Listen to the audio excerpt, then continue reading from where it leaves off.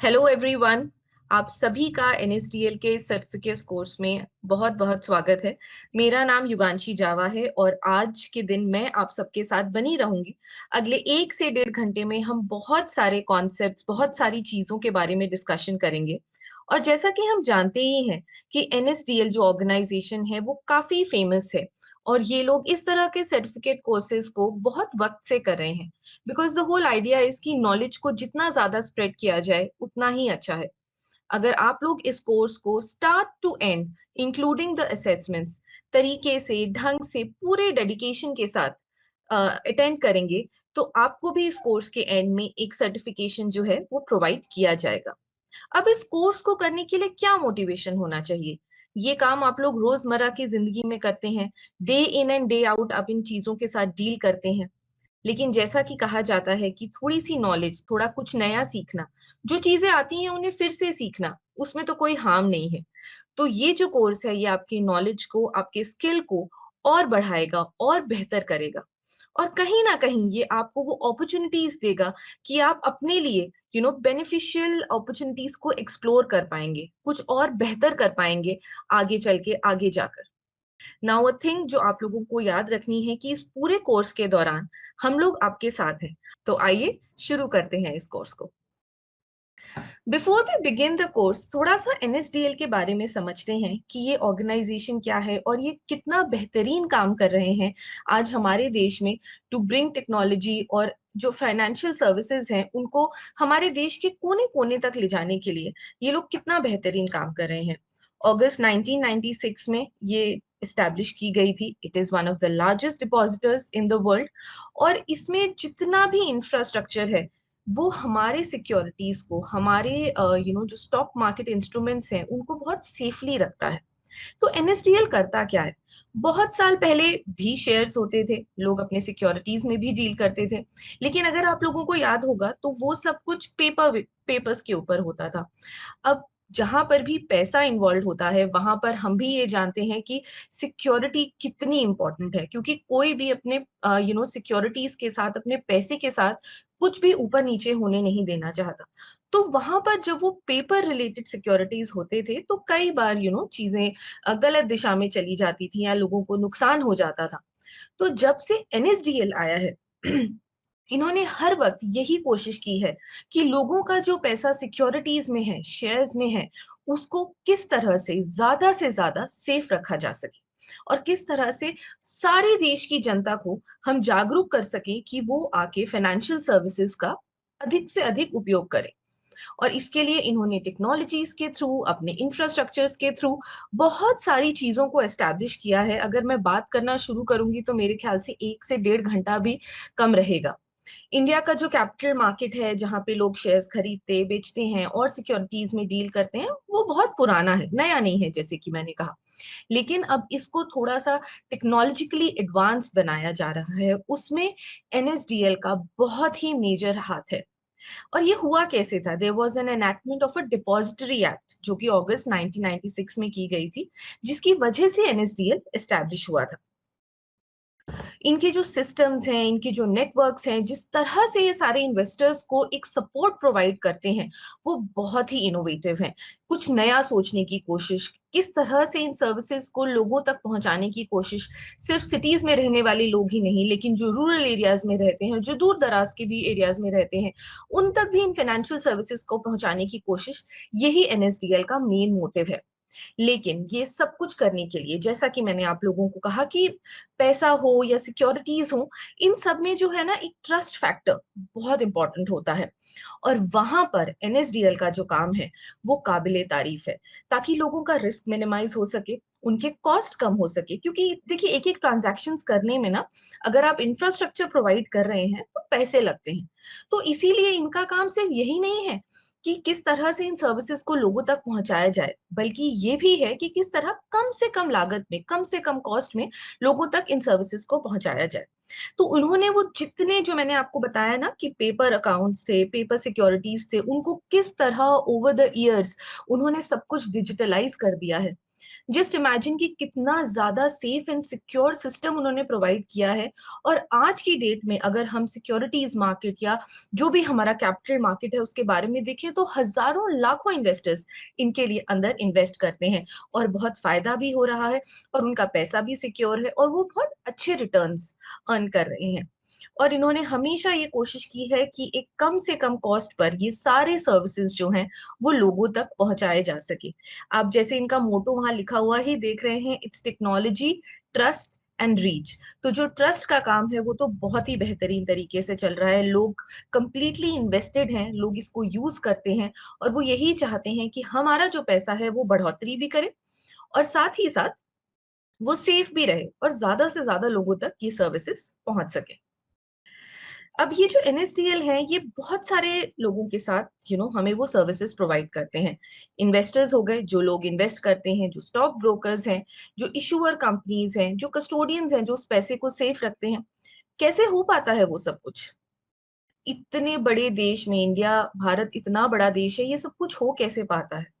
इन सालों में इन्होंने 276 पार्टिसिपेंट्स या बिजनेस पार्टनर ब्रांचेस के थ्रू इन सर्विसेज को देश के कोने-कोने तक और इस देश के सारे इन्वेस्टर्स तक पहुंचाने की एक बहुत ही बेहतरीन कोशिश की है, जो कि बहुत ज़्यादा सक्सेसफुल है। ट्रस्ट उन्होंने जीत ही लिया है, टेक्नोलॉजी उनकी बहुत बढ़िया है, सर्वोपरि है क्योंकि उस टेक्नोलॉजी के थ्रू ही इंसान एक जो इन्वेस्टर है वो खुद को सेफ फील करता है अपने पैसों को इनके थ्रू ट्रेड करने के लिए। और रीच उनका मोटो ही यही है कि हर एक इन्वेस्टर तक, हर एक इंडियन तक ये सर्विस पहुंचे। और साथ ही साथ यही नहीं कि बस एक इंडियन इन्वेस्टर बने, प्रूडेंट इन्वेस्टर बने। प्रूडेंट इन्वेस्टर का मतलब क्या होता है? एक ऐसा इन्वेस्टर जो जान समझ के, समझदारी से, पूरी नॉलेज के साथ अपने इन्वेस्टमेंट्स करे। तो जैसा कि मैंने आपको पहले ये कहा कि आप लोग अपना काम बहुत बेहतरीन तरीके से करते हैं। वो मैं या हमारी टीम आपको और अच्छा करना नहीं सिखा सकते। लेकिन हाँ, जो नॉलेज शेयरिंग है कि किस तरह से हर एक टर्म का मतलब क्या है, क्या-क्या डिफरेंट डिफरेंट डेफिनिशंस हैं, क्या प्रोसेस है, क्या स्ट्रक्चर्स हैं, क्या नेटवर्क्स हैं, उसके बारे में जो नॉलेज है वो हम लोग डेफिनिटली आपके साथ शेयर करना चाहते हैं। क्योंकि जब हम आपके साथ शेयर करेंगे वही नॉलेज आप आगे जिन लोगों से आप डील करते हैं, जो आपके लिए इन्वेस्टर्स हैं, आप उनके साथ शेयर करेंगे। और इस तरह इनका जो ये मोटो है कि इन्वेस्टर को एक प्रूडेंट इन्वेस्टर बनाना है, वो कहीं न कहीं यहीं से ही शुरू होता है और आप ही लोग वो हैं जो इसे और आगे तक लेकर जाएँगे। तो एक और बात जो मैं आपको बताना चाहती हूँ कि ये कोर्स जो है वो आपको नॉलेज तो देगा ही, जो कि हमारा मेन मोटिव है कि अगर कभी किसी चीज़ में कोई डाउट रह गया है या it's always good to revise. कहते थे ना कि एग्ज़ाम देने से पहले एक बार रिवाइज़ कर लेना चाहिए, सब कुछ दिमाग में सही हो जाता है।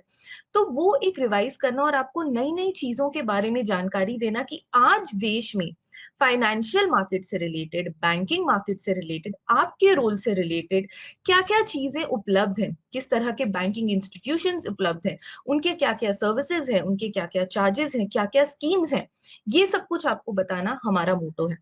उसके साथ ही साथ एक सर्कुलर जारी हुआ था कुछ साल पहले जहाँ पर ये बताया गया था कि जितने भी बीसी एंड बीएफ्स हैं उनके लिए हो सकता है आगे चलकर Indian institute of banking and finance जो ऑर्गेनाइजेशन है, उनका एक सर्टिफिकेट होता है, वो शायद मैंडेटरी हो जाएगा। तो एनएसडीएल के कोर्स का, इस कोर्स कंप्लीशन का तो आप लोगों को सर्टिफिकेट मिलेगा ही मिलेगा। लेकिन उसके साथ-साथ आप लोगों को हो सकता है आगे जाके जब ये कोर्स मैंडेटरी हो जाए, तो आप लोगों को हमेशा एज रहेगा, क्योंकि आपको इस कोर्स के बारे में सब कुछ जानकारी होगी और ये सर्टिफिकेट हासिल करना फिर आपके लिए कहते हैं ना वो चुटकियों का खेल हो जाएगा क्योंकि आपने ये कोर्स अटेंड किया हुआ है। तो मेरी और मेरी टीम की आप लोगों से यही गुज़ारिश है कि 1 से डेढ़ घंटा आप हमें अपना दीजिए। हम उसमें आपके साथ जितनी जानकारी है उतनी शेयर करेंगे। उसके बाद एक छोटा-सा असेसमेंट लेंगे जहाँ पर ये पक्का हो जाएगी बात कि जो भी बातें हमने की हैं, वो आपके दिमाग में ठीक से बैठ गई हैं। अगर कोई कन्फ्यूजन्स थे तो हम उसे सॉल्व कर पाए हैं, नहीं कर पाए हैं तो हम आपके पास वापस आएँगे। लेकिन ये एनएसडीएल के सर्टिफिकेट के साथ-साथ आगे चल के अगर ये आईआईबीएफ का सर्टिफिकेट भी मैंडेटरी होता है, तो आप लोगों के लिए ये कोर्स जो है वो बहुत ज़्यादा काम आएगा और आपके लिए बहुत ज़्यादा हेल्पफुल साबित होगा। So let us begin our session today. तो हम किस-किस बारे में बात करेंगे? हम बहुत सारी चीज़ों के बारे में बात करेंगे, लेकिन हमारा मोटिव ये है कि आपको हर एक चीज़ की नॉलेज दी जाए। तो हम उतना ही फ़ोकस करेंगे जितना कि हमारे लिए, आपके लिए ज़रूरी है वो नॉलेज को हासिल करना। तो ऑब्वियसली हर कहानी कहीं से शुरू होती है, तो हम सबसे पहले जो है वो इंडियन बैंकिंग सिस्टम के बारे में बात करेंगे। फिर आप लोगों का रोल जो है वो कहाँ महत्वपूर्ण है? उन लोगों के लिए जिनके पास ये बैंकिंग फैसिलिटीज़ अवेलेबल नहीं है। तो financial banking and banking for the unbanked उसके बारे में हम बात करेंगे। जो बीसीबीएफ मॉडल है हम उसके बारे में बात करेंगे। जितनी भी डिफरेंट योजनाएँ हैं प्रधानमंत्री की, जन धन योजना या फिर बीमा योजना या पेंशन योजना, उन सब के बारे में भी हम आपको एक नॉलेज और एक इन्फॉर्मेशन शेयरिंग करेंगे। डिजिटल जो प्रोडक्ट्स हैं, जो आजकल बैंकिंग का रीच बढ़ाने के लिए digitalisation is the most important thing, उसके बारे में हम बात करेंगे। पेमेंट्स बैंक के बारे में हम बात करेंगे। उसके साथ-साथ रिस्क और फ्रॉड को कैसे मैनेज करना है। अगर किसी को कोई ग्रीवेंस है, कोई कंप्लेंट है, तो उसका सिस्टम क्या है, उसका स्ट्रक्चर क्या है? और अंत में हम ये भी एक बार डिस्कस करेंगे कि जो आपके मेन इन्वेस्टर्स हैं, उन्हें कस्टमर्स भी कहते हैं। उनके साथ आप लोग कैसे और बेहतर तरीके से डील कर सकते हैं। तो चलिए शुरू करते हैं। पहले मैं आपको एक ये छोटा-सा वीडियो दिखाना चाहूँगी। सब लोग ध्यान दीजिए इस पे।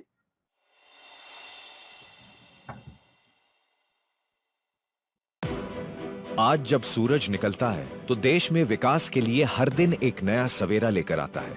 दिन ब दिन भारत नई मंजिलों की तरफ अपने मजबूत कदम बढ़ा रहा है और विकास के इन बढ़ते कदमों के साथ एक चीज और है जो बहुत तेजी से आगे बढ़ रही है, और वो है विकास में देश के सभी वर्गों की भागीदारी। आजादी से पहले देश में आर्थिक आजादी की नींव तब पड़ी जब सन 1935 में आरबीआई की स्थापना हुई। तभी से लेकर आज तक देश की आर्थिक व्यवस्था को सशक्त बनाना एवं उसके लाभ जनमानस तक पहुंचाना ही आरबीआई का प्रमुख उद्देश्य रहा है। किसी भी देश की आर्थिक व्यवस्था तभी मजबूत होती है जब हर वर्ग विकास की राह पे कंधे से कंधा मिलाकर चल सके, और इसी विकास की गंगा को घर घर पहुंचाने के लिए वित्तीय समावेशन के क्षेत्र में आरबीआई ने भारत सरकार के साथ मिलकर कई क्रांतिकारी कदम उठाए ताकि बैंकिंग से वंचित रह गए जनमानस को मुख्य धारा से जोड़ा जा सके, और इनसे बहुत हद तक फायदा हुआ। लेकिन इन प्रयासों को वास्तव में गति तब मिली जब बैंकिंग के क्षेत्र में टेक्नोलॉजी का उदय हुआ।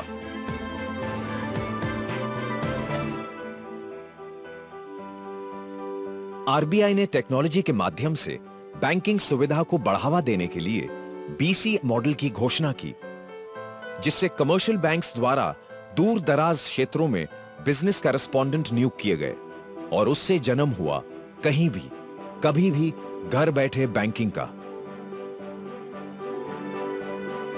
इन बातों का असर कुछ यूं हुआ कि बैंकिंग पॉलिसी में एक मूलभूत तब्दीली आई। बैंकर्स का वित्तीय समावेशन को लेकर दृष्टिकोण बदला और उन्हें इसमें एक नई बिजनेस अपॉर्चुनिटी नजर आई। एक तरफ टेक्नोलॉजी की मजबूत बुनियाद पे सभी 6 लाख गांवों को फाइनेंशियल सर्विसेज से जोड़ा जा रहा था। वहीं आर्थिक साक्षरता को बढ़ावा देते हुए गांव कस्बों में कैंप्स लगा लगाकर लोगों को बेसिक बैंकिंग से जुड़ने पर होने वाले लाभों की जानकारी भी दी जा रही थी। बैंकिंग क्षेत्र में ग्राहकों की समस्याओं का भी पूरा ख्याल रखा गया और उनकी शिकायतों को दूर करने के लिए अलग अलग व्यवस्थाएं की गईं। वित्तीय समावेशन मुहिम के बुनियादी ढांचे की रूपरेखा भी वक्त के साथ और बेहतर होती गई।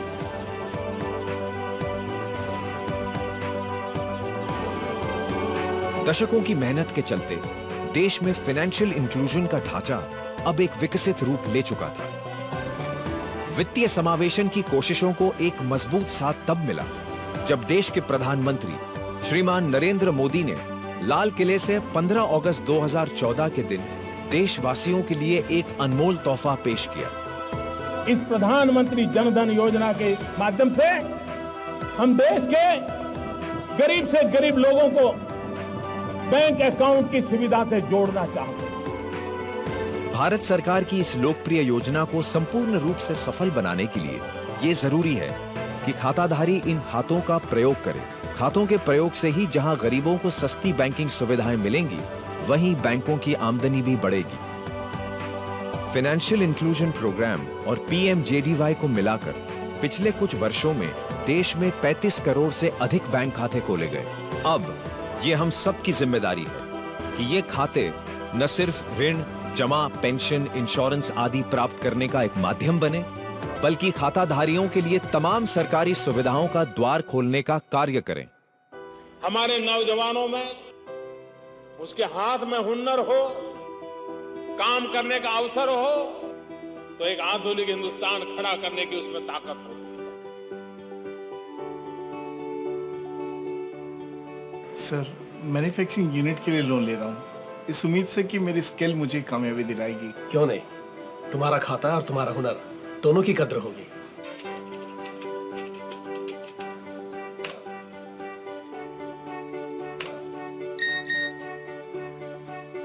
लीजिए सर, मैसेज भी आ गया। बधाई हो। Thank you sir. हमारी कल और आज की कोशिशें रंग लाईं तो वाकई भारत का आने वाला कल बहुत सुनहरा होगा।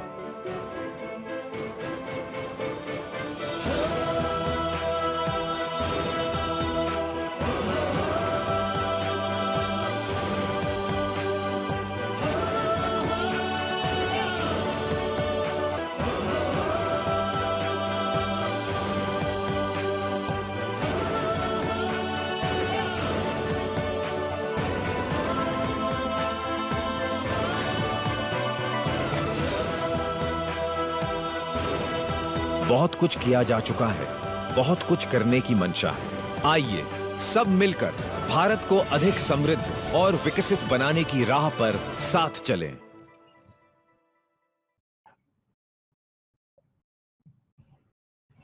तो जैसा कि आप लोगों ने देखा कि किस तरह से कितने ही एफर्ट्स लिए जा रहे हैं कि बैंकिंग सर्विसेज को देश भर तक पहुंचाया जा सके और आप लोगों का रोल इस सब में कितना ज्यादा इम्पोर्टेंट है। तो आइए समझते हैं अब इंडियन बैंकिंग के स्ट्रक्चर और डिफरेंट टाइप्स ऑफ बैंक्स के बारे में। सबसे पहले तो ये जानना जरूरी है कि एक बैंक की जरूरत है क्यों हमें। हर किसी के लिए जरूरी है क्योंकि हर जिंदगी जो है वो चलती है, उसमें पैसा आता है और उसमें से पैसा जाता है, और उस पैसे को सेफली रखना और लोगों में सेविंग्स हैबिट को प्रमोट करना, इसके लिए बैंक जो है सबसे सेफ मीडियम है। अब जो सिटीज में रहने वाले लोग हैं, पढ़े लिखे लोग हैं, अर्बन लोग हैं, उनके लिए banks they are around the corner, वो वहीं पे जाके उनको यूज सर्विसेज को यूज कर सकते हैं। लेकिन बैंक्स का काम सिर्फ यही नहीं है कि सिटीज और अर्बन पॉपुलेशन तक फाइनेंशियल नीड्स का काम किया जाए, बल्कि ये भी चाहत है कि जो दूर दराज एरियाज में लोग रहते हैं, जिनका इकोनॉमिक स्टेटस या जिनके इनकम्स उतने ज्यादा नहीं है, उन तक भी बैंकिंग सर्विसेज को पहुंचाया जाए। क्योंकि हमारे देश में इकोनॉमिक जो स्टेटस है, जो एग्रीकल्चर है, जो लोग रूरल एरियाज में रहते हैं, उनको सेविंग्स के समझाना या किस तरह से पैसों को जमा करना अपनी आगे की जरूरतों को देखने के लिए, वो सब कुछ उनके लिए रोजमर्रा का काम नहीं है, वो दिन भर के हिसाब से चलते हैं। तो बैंक के थ्रू ही इन हैबिट्स को आगे प्रमोट किया जाता है। उसके अलावा जितना जितना लोग बैंक को यूज करेंगे तो बैंक की इनकम भी बढ़ेगी, और जब बैंक की इनकम बढ़ेगी, गवर्नमेंट की इनकम बढ़ेगी, आरबीआई के लिए पैसे आएंगे, तो आगे ज्यादा चलकर कैपिटल फॉर्मेशन, जहां पर लोग अगर कोई नया छोटा बिजनेस शुरू करना चाहते हैं, कुछ इंडस्ट्री में कुछ करना चाहते हैं, तो उसके लिए वो कैपिटल प्रोवाइड करी जा सकेगी, वो पैसा दिया जा सकेगा, जिसके चलते और ज्यादा एम्प्लॉयमेंट बढ़ेगा। अगर बैंकिंग इंडस्ट्री या बैंकिंग सर्विसेज हर हर कोने तक पहुंचेंगी, तो उनको पहुंचाने के लिए लोगों की भी जरूरत पड़ेगी। तो इसीलिए बैंक सेविंग्स हैबिट को प्रमोट करता है, उन सर्विसेज को पहुंचाता है, साथ साथ एम्प्लॉयमेंट भी जनरेट करता है। उसके साथ साथ अगर रूरल एरियाज में जाएंगे तो एग्रीकल्चर, जो इंडिया का सबसे ज्यादा इंपॉर्टेंट क्षेत्र है, सबसे ज्यादा इंपॉर्टेंट इंडस्ट्री है, उसके डेवलपमेंट के लिए बहुत सपोर्ट मिलेगा। जो लोग जमींदारों और वो छोटे मोटे जो लोन देने वाले उनके गांव के लोग हैं, उनसे हटकर एक प्रॉपर स्ट्रक्चर्ड सिस्टम के अंदर आकर अपना पैसा ले सकेंगे। तो एक बैलेंस डेवलपमेंट होगा और हर एक वर्ग, हर एक क्षेत्र जो है वो अपने अपने तरीके से आगे बढ़ सकेगा। जो प्रोग्रेस है वो किसी एक ही सेक्शन के लिए नहीं होगी, बल्कि हर किसी का हक होगा आगे बढ़ने का और खुद को डेवलप करने का। इसीलिए बैंक जो है ना, वो कहते हैं कि हर एक कंट्री में बैंक जो है उसमें सांस लेने जैसा काम करता है कि अगर बैंकिंग इंडस्ट्री अच्छी है, फाइनेंशियल इंडस्ट्री अच्छी है, तो उस देश का डेवलपमेंट होना कोई नहीं रोक सकता। समझते हैं कि बैंक है क्या। बैंक एक फाइनेंशियल इंस्टीट्यूशन है जिसको ये लाइसेंस दिया जाता है कि वो डिपॉजिट्स ले सके और वो लोन्स दे सके। हर बैंक के ना दो मेन काम होते हैं, एक होता है डिपॉजिट लेना और दूसरा होता है लोन देना। ऑल्दो आजकल बैंक और बहुत तरह के फाइनेंशियल सर्विसेज प्रोवाइड करता है, यहाँ पर तो हमने कुछ ही मेंशन किए हैं, आगे चलकर हम आपको और भी बताएंगे।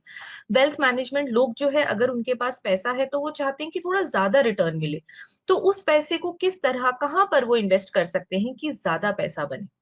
करेंसी एक्सचेंज में हेल्प करता है, लोग इंडिया में ही नहीं रहते, बाहर भी जाते हैं, बिजनेस करते हैं बाहर जाके, तो वो कंट्रीज के करेंसीज को इजीली एक्सचेंज या कन्वर्ट करने के लिए भी बैंक हेल्प करता है। उसके अलावा लोगों का जो बहुत इंपॉर्टेंट चीजें हैं, सामान है, गोल्ड है, प्रॉपर्टी पेपर्स है, उसके लिए सेफ डिपॉजिट बॉक्सेस जो है वो भी एक बैंक प्रोवाइड करता है, ताकि वहां रख दिया तो कोई टेंशन नहीं है उसके बाद, क्योंकि वहां पर सेफ रहेगा। सो जस्ट समझिए कि एक बैंक का इंपॉर्टेंस है क्या एक कंट्री में। बैंक की थोड़ी सी हिस्ट्री को समझते हैं कि ऐसा तो है नहीं कि बैंकिंग आज ही शुरू हुई, हमने वीडियो में भी देखा कि बहुत साल पहले स्टेट बैंक की स्थापना की गई थी।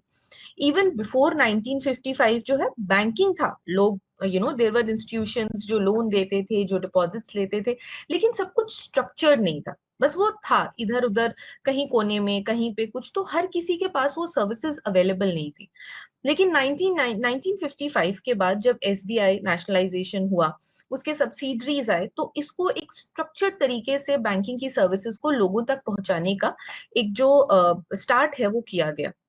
मेजर जो एक चेंज आया था वो था 1991 और 1992 में, जहां पर फाइनेंशियल रिफॉर्म्स हुए थे, जहां पे प्राइवेट बैंक्स को भी एंट्री मिली थी। उसके बाद तो बैंकिंग का पूरा नक्शा ही बदल गया, और आज जो हम बैंकिंग देख रहे हैं वो यकीन मानिए 1990 से पहले की बैंकिंग से बहुत अलग है। 1996 में आए तो लोकल एरिया बैंक्स को भी अलाउ कर दिया गया था। ये कुछ चार तरह के लोग, चार लोकल एरिया बैंक्स हैं इंडिया में, और ये कुछ स्पेसिफिक नीड्स को केटर करते हैं। और 2014 के बाद जो ये पूरा डिजिटलाइजेशन हुआ है, उसमें पेमेंट्स बैंक का एक बहुत बड़ा हाथ था, और साथ ही साथ स्मॉल फाइनेंस बैंक भी इंट्रोड्यूस किए गए, ताकि एग्रीकल्चर के साथ साथ जो और भी छोटे छोटे बिजनेसेस हैं, उद्योग हैं, लघु उद्योग हैं, उन सब के लिए भी फाइनेंशियल सर्विसेज को प्रोवाइड करा जा सके। जैसा कि आप देख भी रहे हैं कि जो एक पेमेंट बैंक होता है, इसके बारे में मैं आपको आगे भी बताऊंगी, लेकिन ये सिर्फ 1 लाख तक का ही डिपॉजिट ले सकता है कस्टमर्स से। ठीक है, चलिए समझते हैं थोड़ा सा इंडियन बैंकिंग के स्ट्रक्चर के बारे में। तो जो हर एक सिस्टम का एक हायरार्की होती है, सबसे ऊपर कोई बैठता है, फिर नीचे कोई, उसके नीचे उसके नीचे। तो इंडियन बैंकिंग सिस्टम में जो टॉप मोस्ट अथॉरिटी है वो है रिजर्व बैंक ऑफ इंडिया, जो कि है आरबीआई। वही है जो पूरा इंडिया का बैंकिंग सिस्टम को रेगुलेट करते हैं, देखते हैं कि सब कुछ सही चल रहा है कि नहीं चल रहा है, और अगर कुछ इश्यूज हो रहे हैं तो उनको ये अथॉरिटीज हैं, उनको ये पावर्स हैं कि वो उन चीजों को ठीक करने के लिए स्टेप्स ले सके। अब आरबीआई के कुछ कुछ शेड्यूल्स हैं, कुछ कुछ चैप्टर्स हैं।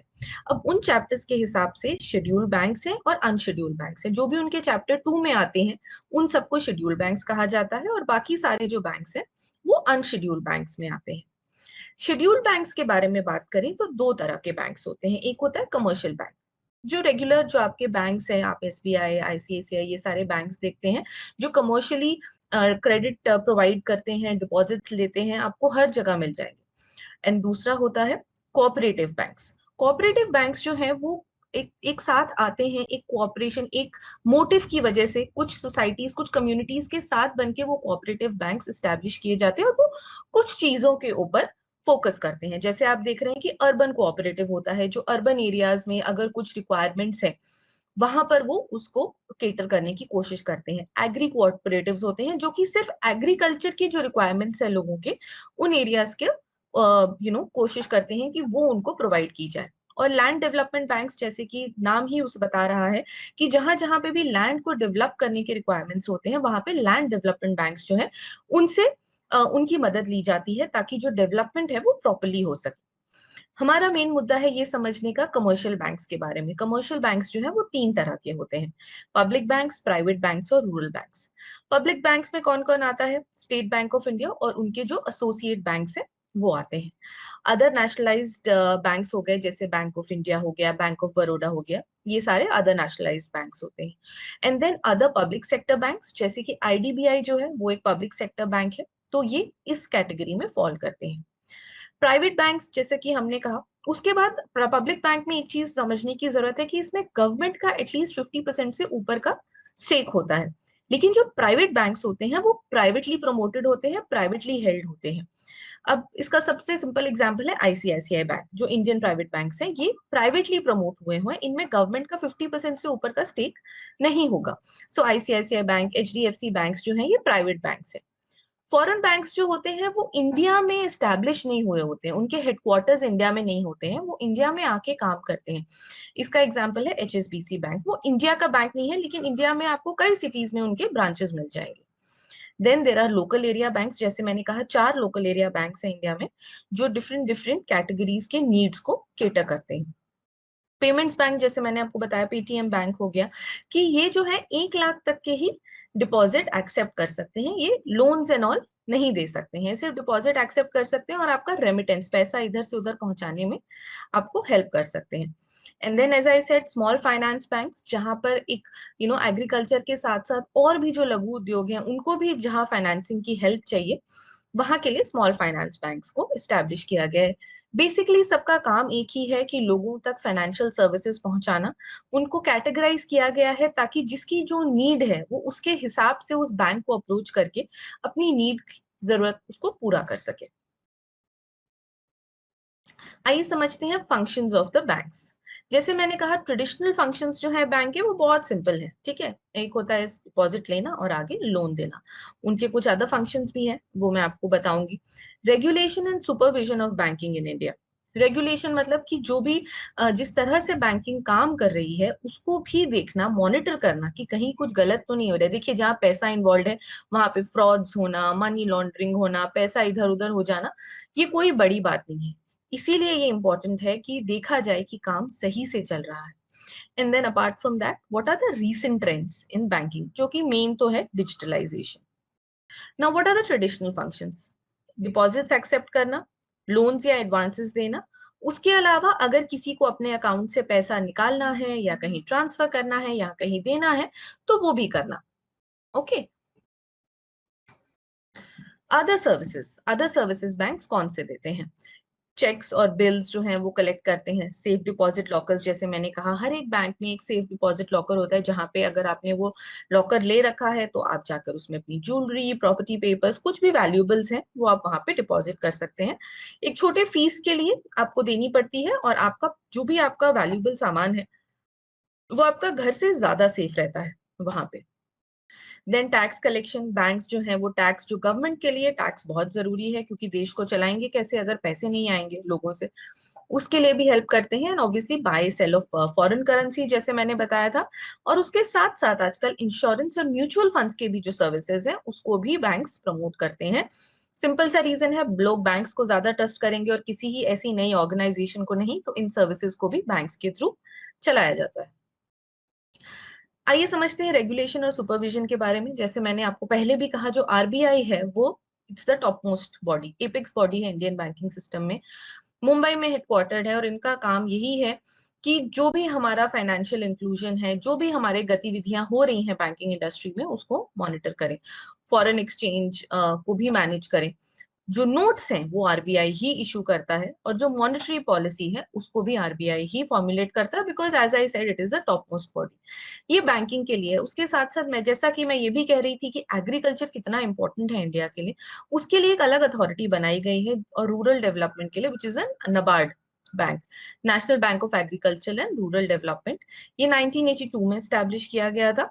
आरबीआई बहुत पुराना है, 1935 में स्टैब्लिश किया गया था। और जो नबार्ड है उसका एक एक्ट है विच वाज डन इन 1981, जिसकी वजह से उनको उनके फंक्शंस डिफाइन करके दिए गए कि एग्रीकल्चर एंड विलेज इंडस्ट्रीज के जो भी डेवलपमेंट है उसमें ये लोग सपोर्ट करते हैं। इनके सुपरवाइजरी फंक्शंस होते हैं रीजनल रूरल बैंक्स के लिए या कोऑपरेटिव बैंक्स के कंट्रोल के लिए, ताकि जो विलेज डेवलपमेंट है, रूरल डेवलपमेंट है, एग्रीकल्चर डेवलपमेंट है, उसका फोकस अलग से किया जा सके।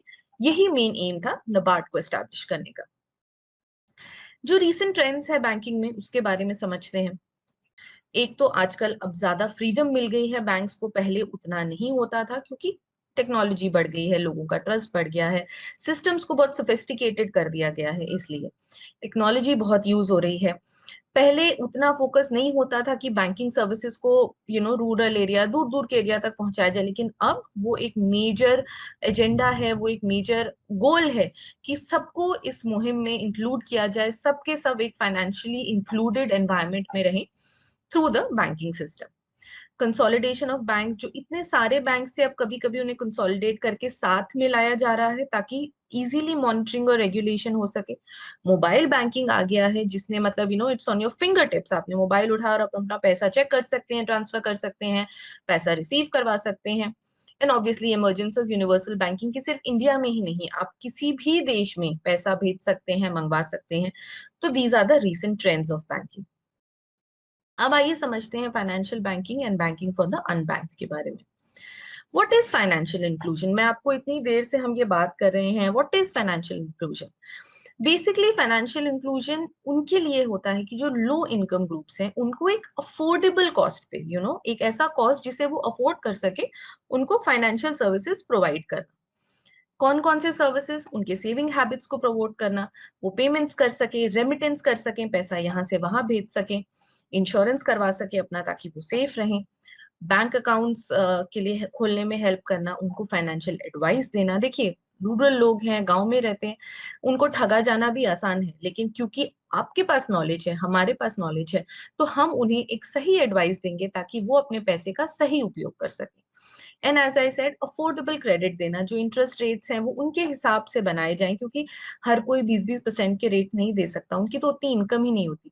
तो उन तक लोन पहुंचाया जाए और उसका एक रीजनेबल चार्ज किया जाए।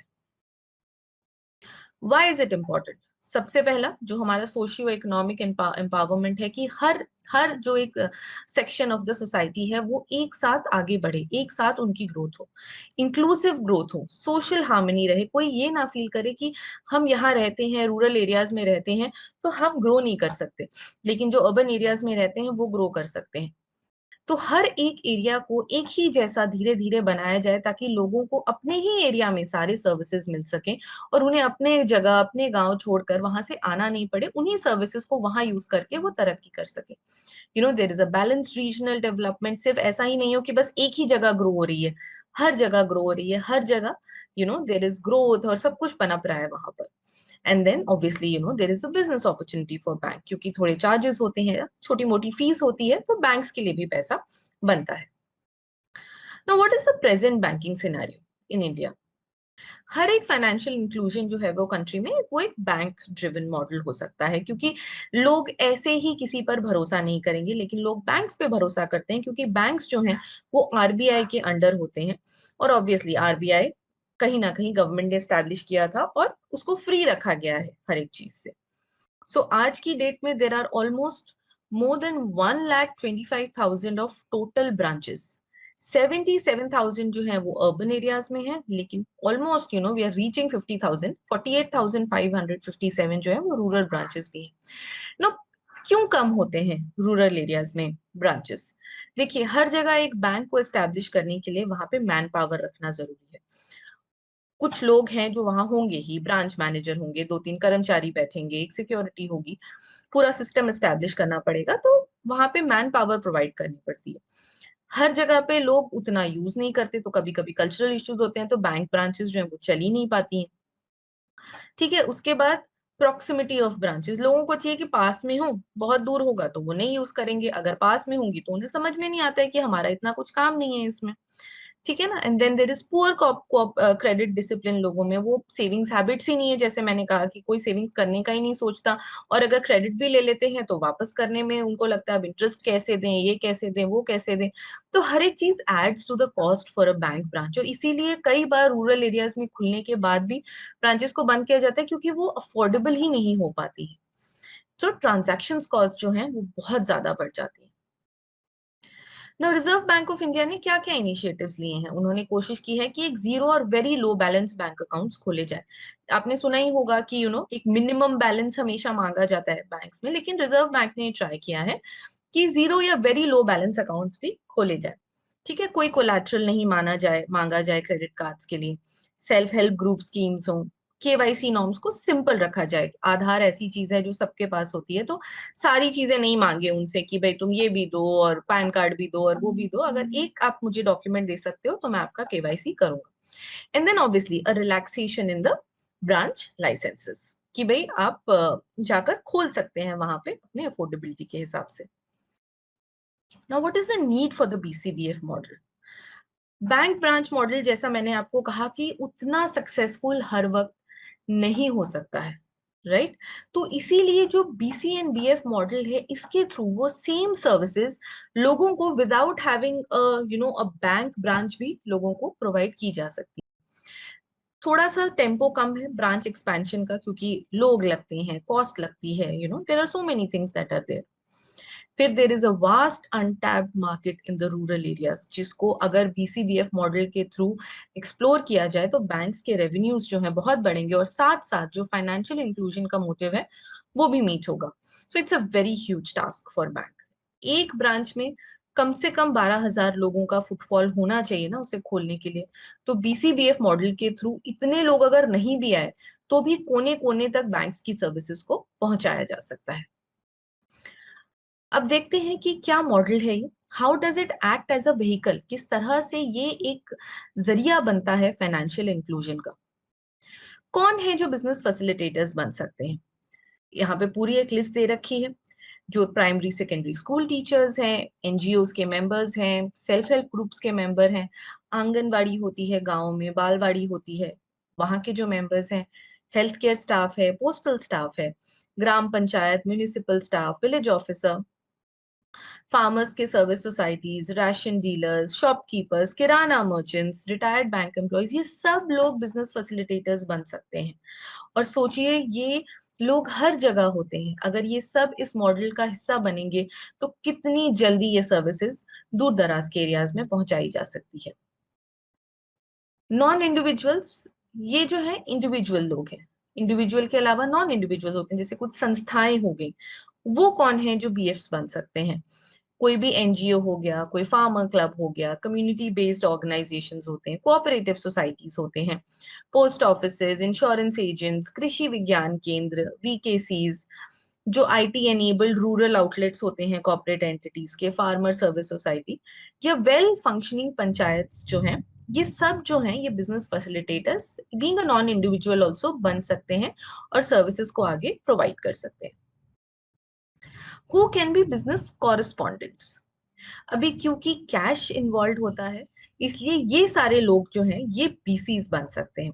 Retired bank employees, teachers, retired government employees, ex serviceman जैसे एक्स आर्मी ऑफिसर्स या navy officers, air force officers, kirana medical fair price shop owners, PCO owners, जो स्मॉल सेविंग्स के एजेंट्स हैं, पेट्रोल पंप ओनर्स हैं, self help groups जिनको authorise किया गया है, NGOs, cooperative societies, post offices, फिर कंपनीज हैं जिनके बहुत स्प्रेड आउट रिटेल आउटलेट्स हैं, then non deposit taking NBFCs, ये सब जो है ये बीसीज बन सकते हैं। एक चीज जो आपको याद रखनी है कि जो विलेज सरपंच है उसके सर्विसेज बीसीबीएफ मॉडल में यूज नहीं किए जा सकते हैं। नाउ बिजनेस फैसिलिटेटर्स का what is the scope of their activities, वो क्या क्या कर सकते हैं? There is a whole list जो एक बिजनेस फैसिलिटेटर कर सकता है। बोरोवर्स को आइडेंटिफाई करना, ये समझना कि उनके फाइनेंशियल एक्टिविटीज क्या क्या हैं, फिर अगर उन्हें लोन की जरूरत है तो उनके प्रिलिमिनरी एप्लीकेशन फिल करना, उनका वेरिफिकेशन करना, उनको समझाना प्रोडक्ट्स के बारे में, सेविंग्स के, डेट के प्रोडक्ट्स के बारे में समझाना, यही तो मेन काम होता है। क्योंकि उन लोगों को तो नॉलेज नहीं है, तो उनको वो ट्रस्ट फील कराना कि ये चीजें हैं जिनसे आप अपने पैसों को बचा भी सकते हैं और बढ़ा भी सकते हैं। फिर उन्हें एडवाइस देना अपना पैसा मैनेज करने के लिए। लोग ऐसे ही खर्च कर देते हैं, एक साथ बहुत आ गया तो खर्च कर दिया, ठीक है, उसके बाद ठन ठन गोपाल कुछ नहीं है। तो उन्हें समझाना कि किस तरह अपने मनी को मैनेज कीजिए। क्रेडिट काउंसलिंग करना कि अगर लोन जितने ही उठाइए जितने आप वापस पे कर सके, ठीक है। उसके बाद उनके बैंक एप्लीकेशंस को सबमिट करना, पोस्ट सेक्शन के बाद थोड़ा सा मॉनिटर करना कि किस तरह से वो पैसे को यूज कर रहे हैं, एंड देन ऑब्वियसली अगर पैसा रिकवर करना है तो उसके लिए भी फॉलो अप करना। बिजनेस कॉरेस्पॉन्डेंस के क्या स्कोप ऑफ एक्टिविटीज हैं? जितने भी बिजनेस फैसिलिटेटर्स के रिस्पॉन्सिबिलिटी है उसके अलावा बिजनेस कॉरेस्पॉन्डेंट ये सारी और एक्टिविटीज कर सकते हैं। कि जो छोटे-मोटे स्मॉल वैल्यू क्रेडिट है वो एक बिजनेस कॉरेस्पॉन्डेंट आगे दे सकता है। अकाउंट्स ओपन कर सकते हैं, स्मॉल वैल्यू डिपॉजिट्स को आगे बढ़ा सकते हैं। Insurance, micro insurance, mutual funds जो हो गए, वो सेल कर सकते हैं वहां जाके। उसके बाद जो स्मॉल वैल्यू रेमिटेंस है या अदर पेमेंट्स है वो रिसीव कर सकते हैं, डिलीवर कर सकते हैं। और अगर इंटरेस्ट ऑन लोन्स है जो उन्हें रिकवर करने हैं, प्रिंसिपल है या लोन इंटरेस्ट ऑन लोन है, वो भी जो है वो एक बिजनेस कॉरेस्पॉन्डेंट कर सकता है। Now business correspondent versus business facilitator, क्या थोड़ा सा फर्क क्या है? बीएफ्स जो है वो एक लीड मैनेजर की तरह काम करते हैं कि समझना क्या उनकी जरूरतें हैं, कौन सा प्रोडक्ट उनके लिए सही रहेगा, उनको हेल्प करना। और जो बीसीज हैं वो और ज्यादा बैंकिंग और बिजनेस की एक्टिविटीज कर सकते हैं, छोटे मोटे जो कैश हैंडलिंग है वो भी कर सकते हैं इन सिस्टम्स में। ये एक मेजर डिफरेंस है दोनों के बीच में। Now, roles and responsibilities of business correspondents and facilitators. मैं आपको कुछ मेन चीजों के बारे में बताऊंगी। एक तो they act as an intermediary, आप बीच बीच का ना एक ब्रिज है बैंक्स और कंज्यूमर्स के बीच में। फिर आप बैंक के कॉन्फिडेंट है, आप बैंक आपके ऊपर ट्रस्ट करता है जब आप बाहर जाके बिजनेस कर रहे हैं। आप सारा इंफॉर्मेशन जो है बोरोवर का वो लाके देते हैं और वो इंफॉर्मेशन करेक्ट होना चाहिए, नहीं तो बाद में बैंक को नुकसान होगा। फिर आप किसी तरह के पॉलिटिक्स में इंडल्ज नहीं हो सकते हैं, क्योंकि यहाँ पर किसी के पैसे की बात है और बैंक जो है वो भी पॉलिटिक्स से फ्री होता है। देन उनकी काउंसलिंग करना, उन्हें समझाना कि किस तरह से वो अपने फाइनेंशियल नीड्स को मीट कर सकते हैं, उनको करेक्ट इंफॉर्मेशन देना प्रोडक्ट्स के बारे में, उनसे कोई भी मेजर या मटेरियल इन्फो को छुपाना नहीं है, क्योंकि ये छोटे छोटे गांवों से आते हैं लोग, इनको उतना पता नहीं होता। अगर आप उन्हें गलत इन्फॉर्मेशन देंगे, कुछ छुपाएंगे, तो उन्हें कौन बताएगा आगे? वो लोग तो हर वक्त जाके गूगल पे चेक नहीं कर सकते ना। फिर उनकी प्राइवेसी को रिस्पेक्ट करना, अगर किसी को नहीं है किसी चीज की जरूरत तो जबरदस्ती उनको फोर्स नहीं करना किसी प्रोडक्ट के लिए, और सारे कस्टमर्स को एक जैसा ही ट्रीट करना है। आइए कुछ योजनाओं के बारे में समझते हैं। जैसा कि आपने उस वीडियो में भी देखा था कि किस तरह से कुछ योजनाएं जब लॉन्च हुई तो ये जो फाइनेंशियल इंक्लूजन है इसको कितना बढ़ावा मिला। प्रधानमंत्री जन धन योजना, जिसे हम पीएमजेडीवाई कहेंगे, प्रधानमंत्री जीवन ज्योति बीमा योजना, ताकि हर किसी को बीमा मिल सके। अगर अनफॉर्चुनेटली किसी के साथ कुछ ऊपर नीचे हो जाए तो उनकी फैमिलीज को कुछ पैसा मिल सके। प्रधानमंत्री सुरक्षा बीमा योजना और उसके बाद अटल पेंशन योजना, इनके बारे में हम आगे अभी डिस्कस करेंगे। एक छोटा सा वीडियो देख लेते हैं फटाफट पीएमजेडीवाई के बारे में। अरे अरुणा, आज किधर का रुख है? मैं प्रधानमंत्री जन धन खाते के साथ मिले रुपे कार्ड से मेरे खाते में आई राशि निकालने जा रही हूँ। कुछ जरूरी सामान खरीदना है, मगर उसके लिए एटीएम जाने की क्या जरूरत है? हमारे लोकल मार्केट में अधिकतर दुकानों पर पॉस ट्रांजैक्शन की सुविधा है, जहाँ रुपे डेबिट कार्ड से पेमेंट कर सकते हैं। वाह, आप तो बहुत एडवांस हो गई हो। हाँ, अगस्त 2014 से अब तक जन धन के 40 करोड़ से भी ज्यादा खाते खोले गए हैं, जिसमें 55% से भी ज्यादा महिलाओं के अकाउंट हैं, जिनमें पिछली तिमाही में सरकार ने गरीब कल्याण योजना के तहत डायरेक्ट राशि ट्रांसफर की है। वाह सुमित्रा जी, आपने तो सारी जानकारी जुटा ली है। गांव-गांव में मौजूद बीसी पॉइंट पर जन धन अकाउंट के प्रत्येक खाता धारक छोटी से छोटी राशि जमा करा सकते हैं। इससे न सिर्फ हमारी राशि सुरक्षित है, बल्कि निर्धारित ब्याज भी मिलता है। भारत सरकार की इस योजना से जहां करोड़ों लोगों को बैंकिंग का लाभ मिल रहा है, वहीं इन खातों में लगभग 1.25 लाख करोड़ की राशि जमा हुई है। जन धन खातों से और क्या क्या लाभ मिल सकता है? जन धन खातों के जरिए मात्र 12 रुपए प्रीमियम देकर 2 लाख का प्रधानमंत्री सुरक्षा बीमा और मात्र 330 रुपए देकर 2 लाख तक का प्रधानमंत्री जीवन ज्योति बीमा लिया जा सकता है। इतना ही नहीं, इससे जुड़ी मुद्रा लोन की योजना का लाभ लेकर तुम अपने स्वेटर बुनाई की कला को व्यापार में बदल सकती हो। उसके लिए तो अच्छी खासी राशि की जरूरत होगी। मुद्रा योजना के जरिए 10 लाख तक के लोन आसान ब्याज दर पर ले सकते हैं, जिससे अपने व्यापार के जरूरी मशीनरी और साजो सामान की व्यवस्था की जा सकती है। ऐसे ही स्टैंड अप इंडिया योजना के तहत SC/ST तबके से जुड़े लोग और महिलाएं 10 लाख से 1 करोड़ तक का लोन ले सकती हैं।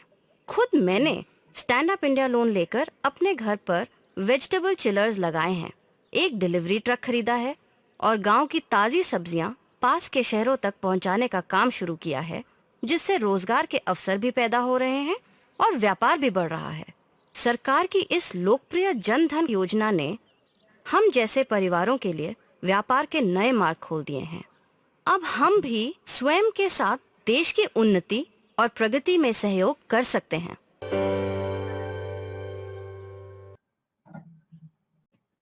जैसा कि आपने देखा कि किस तरह से ये स्कीम्स जो हैं वो गांव-गांव तक जाकर हर एक कूचे तक पहुंचकर लोगों को किस तरह से लाभ मिल रहा है। तो चलिए फटाफट इनके कुछ फीचर्स को देख लेते हैं। जो प्रधानमंत्री जन धन योजना है, ये national mission for financial inclusion के तहत लॉन्च की गई थी अगस्त 2014 में। आपने वो वीडियो में भी देखा था कि जो हमारे प्रधानमंत्री हैं मोदी जी, वो किस तरह से उसे लॉन्च कर रहे थे। सिंपल एम था कि जो भी बैंकिंग सर्विसेज हैं, क्रेडिट कार्ड्स या इंश्योरेंस या लोन्स या पेंशन, वो हर एक अनबैंक्ड अडल्ट जिसके पास बैंक अकाउंट नहीं भी है, किस तरह से उन्हें बैंक अकाउंट्स देके उनको ये सारी सर्विसेज प्रोवाइड कराई जा सके। और ये बैंकिंग फैसिलिटी कुछ बहुत दूर नहीं, सिर्फ 5 किलोमीटर के अंदर अंदर उनके पास पहुंच सके। इसका सिस्टम क्या रहता है कि एक सेविंग अकाउंट खोलना होता है, कोई मिनिमम बैलेंस का रिक्वायरमेंट नहीं है। They can be opened with zero balance, अगर किसी के पास जीरो बैलेंस है उसमें भी ये अकाउंट खोले जा सकते हैं। जो भी उनके डिपॉजिट्स हैं उस पे इंटरेस्ट अर्न होता है। आरयू पे करके एक नॉर्मल जैसे डेबिट और क्रेडिट कार्ड होते हैं, वैसे ही जैसे हमने मास्टर कार्ड वीजा देखे होंगे, वैसे ही आरयू पे के भी कार्ड्स होते हैं जो होल्डर्स को प्रोवाइड किए जाते हैं, जिसको जाके वो एटीएम से या जहां पे भी वो मशीन्स हैं, पॉस मशीन्स जो आपने अभी सुना, वहां पर इन्हें स्वाइप कर सकते हैं। ओडी फैसिलिटीज, ओवरड्राफ्ट की फैसिलिटी मिल जाते हैं, जो भी एलिजिबल है उसको 10,000 रुपए तक के। लाइफ इंश्योरेंस कवर मिलता है ऑफ 30,000 रुपीज जो एलिजिबल अकाउंट होल्डर्स हैं, जिन्होंने फर्स्ट टाइम 15 अगस्त से लेके 31 जनवरी 2015 तक खुलवाए थे। फिर accident insurance cover of 1 lakh, जिसको 2 लाख तक एनहांस किया गया है फॉर ऑल द अकाउंट्स जो 28 अगस्त 2018 के बाद खोले गए हैं। Now, what is the role of BC agents? इनको बैंक मित्रा भी कहा जाता है इन PMJDY, which is the Jan Dhan योजना, कि ये सर्विसेज प्रोवाइड करते हैं। अदर अथॉराइज सर्विसेज जो होती है, अवेयरनेस क्रिएट करते हैं सेविंग्स और अदर प्रोडक्ट्स के बारे में। बैंक मित्रा के थ्रू उनको अपना एक मिनी अकाउंट स्टेटमेंट मिल जाता है लोगों को फटाफट। उन्हें एजुकेशन मिल जाती है कि उनके अकाउंट में क्या पैसे हैं, कितना है, वो छोटे मोटे ट्रांसफर्स कर सकते हैं, विड्रॉल्स कर सकते हैं, अपने पैसे ले सकते हैं, पैसे जमा करवा सकते हैं।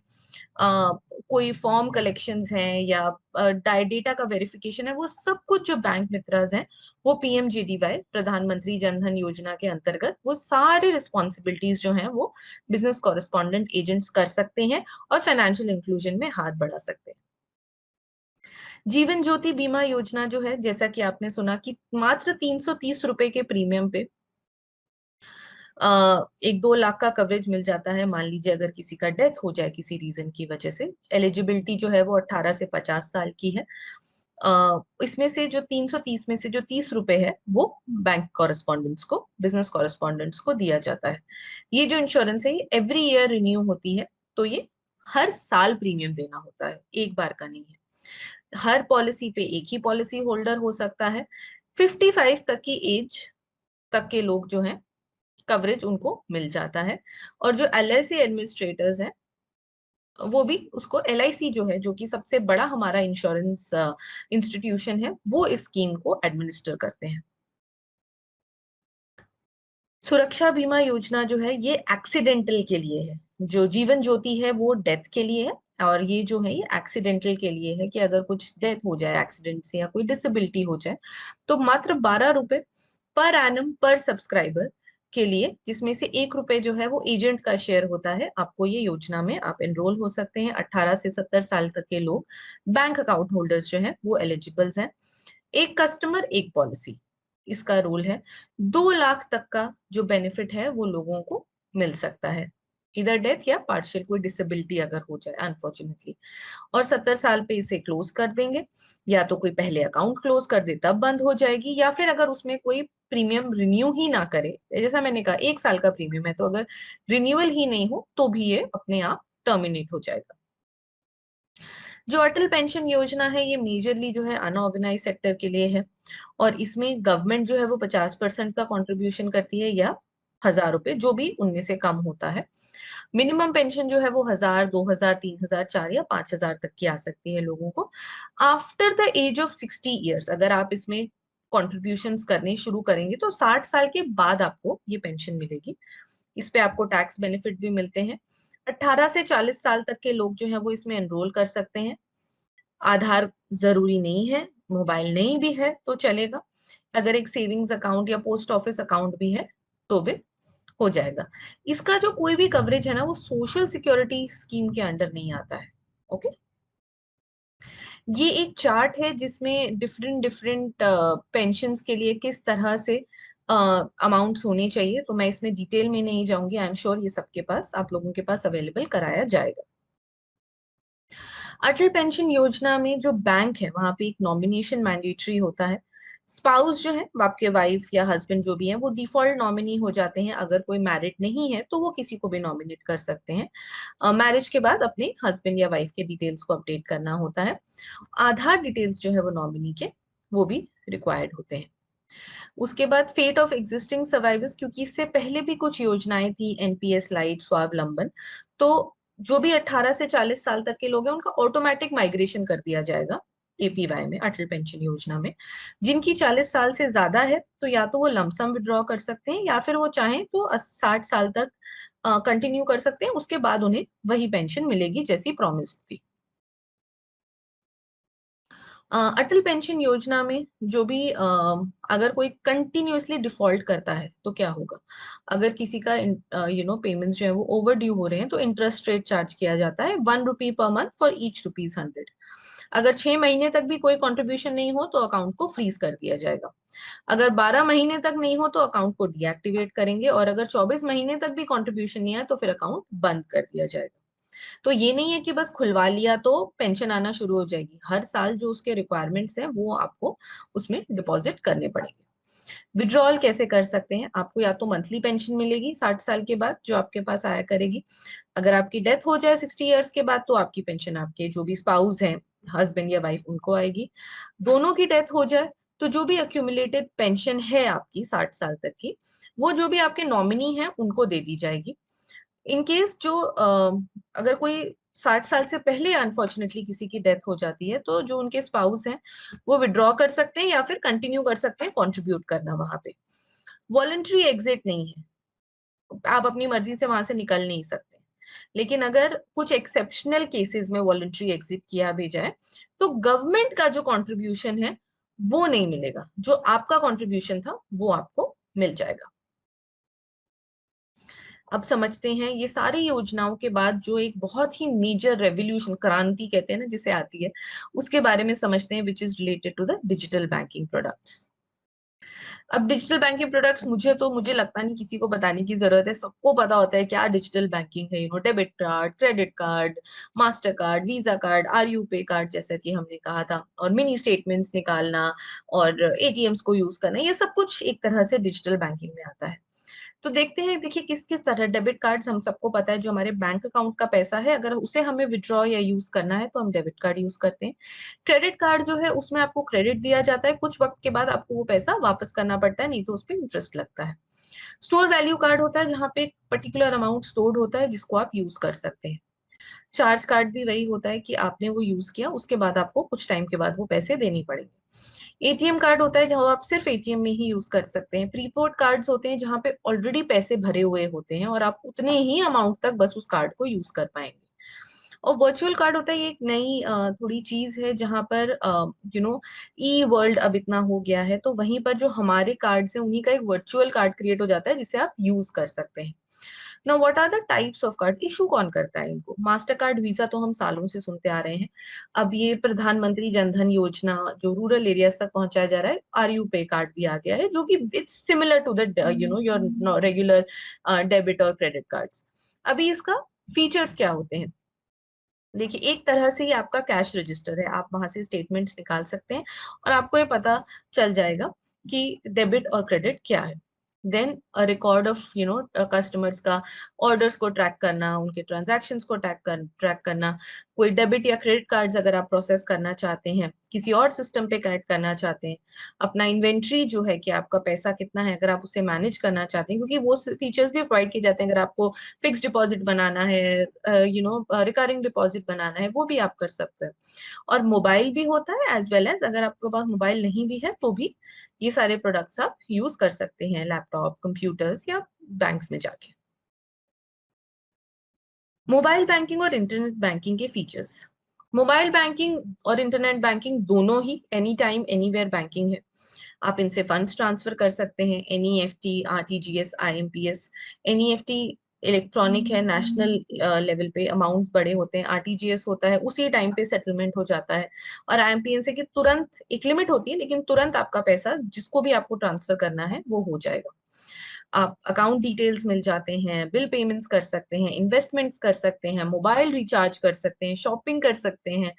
आप अपनी चेक बुक, मोबाइल बैंकिंग में होता है कि आप अपनी चेक बुक, कार्ड ब्लॉक्स और अकाउंट स्टेटमेंट्स के रिक्वेस्ट कर सकते हैं, एसएमएस भी भेज सकते हैं। इंटरनेट बैंकिंग में भी आप ये चेक बुक और कार्ड ब्लॉक्स वगैरह कर सकते हैं।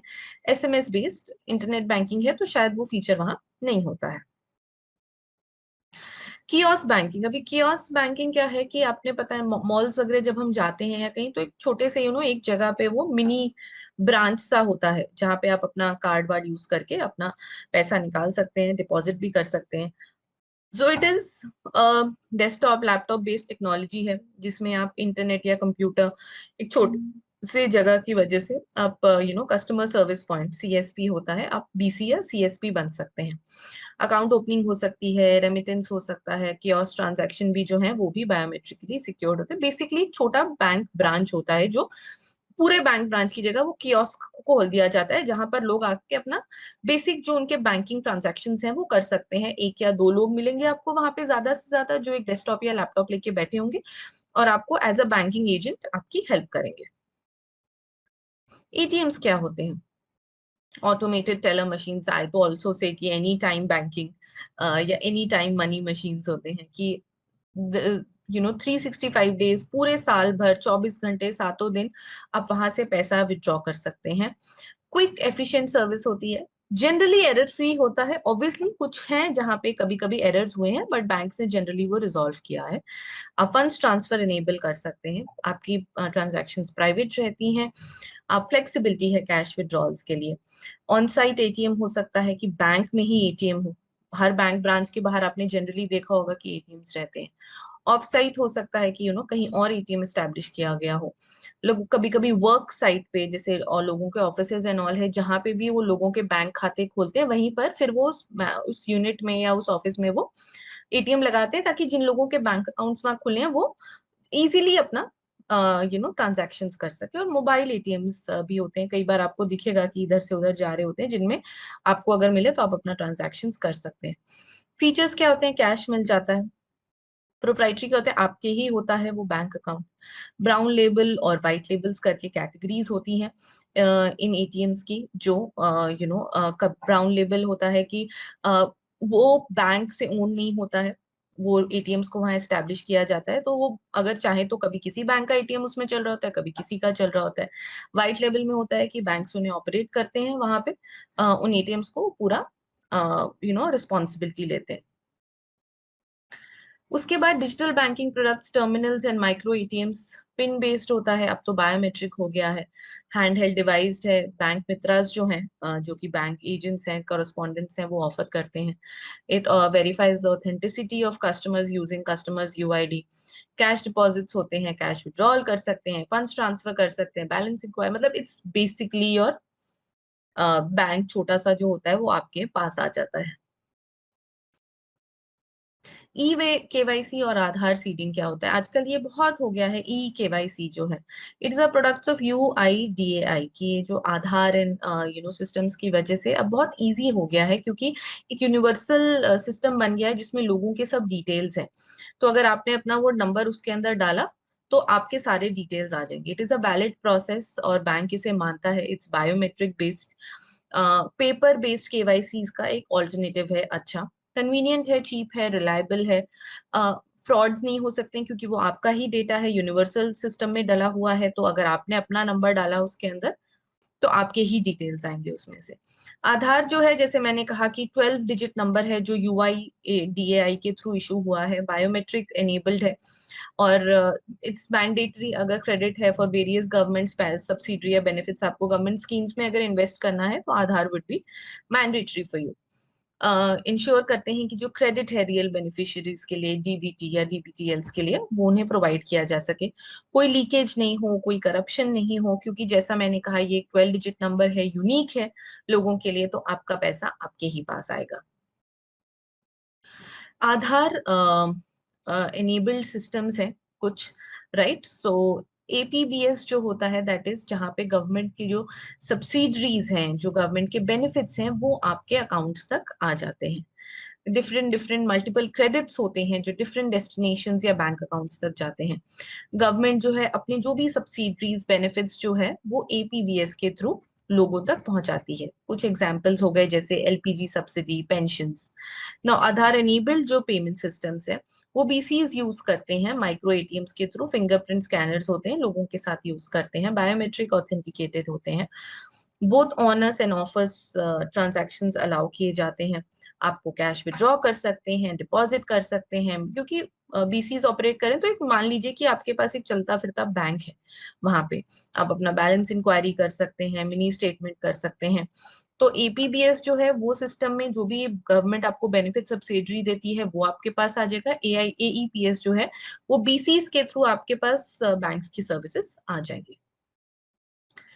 UPI, Bhim and Bharat QR, ये जो प्लेटफॉर्म्स हैं ये किसी से छुपे हुए नहीं, आजकल तो इतने यूज हो रहे हैं कि आप दो बैंक अकाउंट्स के बीच सिर्फ एक स्मार्टफोन और इंटरनेट के थ्रू जो है वो ट्रांसफर्स कर सकते हैं।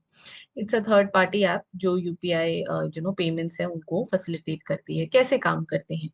आपका बैंक अकाउंट होना चाहिए, आपका मोबाइल नंबर जो है वो बैंक अकाउंट से लिंक्ड होना चाहिए, आपके पास एक स्मार्टफोन और इंटरनेट कनेक्शन होना चाहिए, आपका जो डेबिट कार्ड है वो आपके अकाउंट से वन टाइम सेटअप किया होना चाहिए, और आप अपने ट्रांसफर्स कर सकते हैं।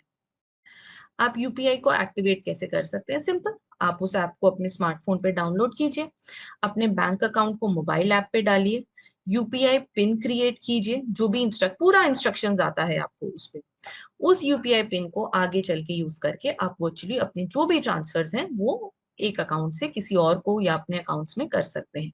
आप रिसीव और सेंड कर सकते हैं मनी इंस्टेंटली, रात हो, सुबह हो, कभी भी हो, सॉलिडे हो, आप इसको अपने स्मार्टफोन पे यूज कर सकते हैं। और इसके थ्रू आप जो मनी ट्रांसफर कर सकते हैं, तो हर वक्त आपको जरूरत नहीं है अपना सेंसिटिव बैंक इंफॉर्मेशन हर किसी को देने की, अच्छा मेरा ये बैंक अकाउंट ऐड करो तब तुम मेरे को ट्रांसफर करो। इसके थ्रू आप इंस्टेंटली ट्रांसफर कर सकते हैं। भीम क्या है? Bharat interface for money. ये एक ऐप है जिसकी वजह से हमारे जो यूपीआई ट्रांजैक्शंस है वो बहुत इजी हो गए हैं। इट हेल्प्स जो भी direct to bank account transfer से उनको जल्दी फैसिलिटेट करती है। किसी भी हैंडसेट पे फिलहाल ये यूज किए जा सकते हैं, एंड्रॉयड ओएस वर्जन 4.2 या आईओएस 8.1, जो भी बेसिक फोन्स हैं उनमें ये *99# यूज करके यूज किया जा सकता है। एक वर्चुअल पेमेंट एड्रेस होता है जो कि यूनिकली आइडेंटिफाई होता है हर बार पैसा भेजने के लिए। ईमेल आईडी की तरह है जिसको आप अपना पैसा ट्रांसफर करने के लिए यूज कर सकते हैं। भारत क्यूआर क्या होता है? आपने वो देखे होंगे ना, ब्लैक स्क्वायर्स बने होते हैं जिसको आप स्कैन करते हैं, राइट, और फिर फटाफट जिसको भी आप ट्रांसफर करना चाह रहे हैं उनके डिटेल्स उसके अंदर आ जाएंगे। So that is Bharat QR. Person to merchant mobile payment solution है, ठीक है। It's mutually derived Visa, Mastercard, NPCI के थ्रू बीक्यूआर कोड्स हैं जो मर्चेंट डिफरेंट डिफरेंट, आप देखेंगे ना आजकल किराना स्टोर्स के वहां पर भी ये कोड्स होते हैं, आपने वो स्कैन किया और आप अपने पेमेंट्स कर सकते हैं। It's a very quick method. अब समझते हैं पेमेंट्स बैंक के बारे में। जैसा कि मैंने कहा कि ये पेटीएम बैंक्स एंड ऑल जो है ये पेमेंट्स बैंक है, ये डिपॉजिट्स ले सकते हैं 1 लाख तक के, और उसके अलावा आपके रेमिटेंस को बढ़ावा दे सकते हैं, पैसे यहाँ से वहां ट्रांसफर करना। इसको समझने के बाद आपको ये समझ आ जाएगा कि पेमेंट बैंक का कॉन्सेप्ट क्या है और क्या सिस्टम्स हैं जो पेमेंट्स बैंक यूज करते हैं। कुछ अब्रीविएशंस हैं जो आगे यूज होंगी, तो मैं आपको क्विकली, आप ग्लांस कर सकते हैं, मैं बोल देती हूँ। सीएसपी इज, पहले भी आया था, customer service point, RBI is our Reserve Bank of India, NPCI is National Payment Corporation of India, IMPS is Immediate Payment Service, NEFT is National Electronic Fund Transfer, OTP जो one time password आते हैं, KYC Know Your Customer, TAT is Turnaround Time, AEPS is Aadhaar Enabled Payment System, हम इसके बारे में भी बात कर चुके हैं, MATM Micro ATM, DMT is Domestic Money Transfer, IIBF पहले ही मैंने बताया था कि हो सकता है ये कोर्स के थ्रू आगे शायद कुछ सर्टिफिकेशंस मैंडेटरी हो, तो Indian institute of banking and finance, and BCBF which is business correspondent and business facilitator. CSP select, customer service point का सिलेक्शन कैसे किया जाता है? किसी भी एजेंट को सिलेक्ट करने से पहले उनके पास लैपटॉप और इंटरनेट कनेक्टिविटी होनी चाहिए। वो किसी भी एक्टिवली किसी पॉलिटिकल ऑर्गेनाइजेशन के साथ वर्क नहीं करने होने चाहिए। प्रेफर्ड एजेंट्स कौन से हैं? जो एग्जिस्टिंग मनी ट्रांसफर कर ही रहे हैं, रिचार्ज बिल पेमेंट्स करें, स्टेशनरी, मेडिकल, टिकटिंग, किराना शॉप्स। उनको अपना लोकल डायलेक्ट या लैंग्वेज आना चाहिए, वेल एस्टेब्लिश्ड होने चाहिए, उनका रेपुटेशन अच्छा होना चाहिए, लोकल पीपल उनके ऊपर कॉन्फिडेंस रखनी चाहिए। फिर कोई भी ऑर्गेनाइजेशन ऑफिस मेंबर्स, उनका कोई क्रिमिनल रिकॉर्ड नहीं होना चाहिए। ही और she should not be a director office employ of the bank और रिलेटिव ऑफ द सेम, तो उनका कोई वहां पे रिलेशन नहीं होना चाहिए। Structure and rules and responsibility of the BC model, क्या है rules and responsibility? Payments bank जो है वो प्रोग्राम को मैनेज करने में हेल्प करते हैं, क्योंकि जब ये सिस्टम्स बने हैं तभी एक BC और BF जो है वो पूरा एक छोटा सा बैंकिंग सर्विसेज लोगों को प्रोवाइड कर पा रहे हैं। तो डिफरेंट बैंक्स RBI NPCI के थ्रू कनेक्टिविटी देते हैं, टेक्नोलॉजी प्लेटफॉर्म है, कंप्लायंस देखते हैं, ऑनबोर्डिंग और ट्रेनिंग भी देखते हैं। एजेंट्स क्या करते हैं? कस्टमर्स को सर्विस प्रोवाइड करते हैं, they are the first point of contact to resolve any queries और एनी इश्यूज। मार्केटिंग मटेरियल जो भी है वो डिस्प्ले करते हैं। Structure and rules and responsibilities of BC model, जो भी पेमेंट्स बैंक है व्हाट डज इट डू? जो भी CSPs के थ्रू वो डोमेस्टिक मनी ट्रांसफर को एनेबल करता है। मेन मुद्दा ये है कि even in non banking hours लोग अपना पैसा रेमिट कर सके। CSP does the money transfer of the bank received from customer through IMPS technology की इमीडिएटली ट्रांसफर हो जाता है। जैसा कि हमने कहा कि 24 घंटे सातों दिन 365 डेज इन अ ईयर इस सर्विस को यूज किया जा सकता है, विद इन सेकेंड्स ट्रांसफर्स हो जाते हैं। अब आगे जो मैं आपको दिखाने वाली हूँ ये एक जस्ट एक सैंपल है आप लोगों के लिए देखने के लिए। आपका क्या टेक्नोलॉजी यूज करेंगे, क्या प्लेटफॉर्म्स यूज करेंगे, उसके बेसिस पे वेरी कर सकता है, बट बेसिक प्रोसेस जो है वो सेम ही रहेगा। This is the sample, do not take it as कि सब कुछ सिमिलर और सेम टू सेम ही रहने वाला है। हमें आपको एक एग्जाम्पल दिखाना था तो हम ये आपके लिए यूज कर रहे हैं। सो इस तरह से स्क्रीन दिखती है जहां पे आप अपना मोबाइल नंबर ऐड करते हैं और आपको क्या सर्विस चार्ज है, बेनिफिशियरी है या IMPS है, वो एक सिलेक्ट करना पड़ता है। वहां पे लिखा भी हुआ है कि जब आप पहली बार ऐड करते हैं तो आपको कुछ चार्जेस, जो रेमिटर है जो अपना अकाउंट खोल रहा है उनको कुछ चार्जेस देने पड़ते हैं। मोबाइल नंबर आपने एंटर कर दिया, आपका नाम एंटर हो गया, यहाँ डेट ऑफ बर्थ, बाकी का आपका जो भी एड्रेस रिलेटेड इन्फॉर्मेशन है, फिर वो सेंडर जो है उसका सारा इन्फॉर्मेशन यहाँ पे आ जाता है। आज के बाद जब रजिस्ट्रेशन कंप्लीट हो जाता है तो आपको ओके क्लिक करना है।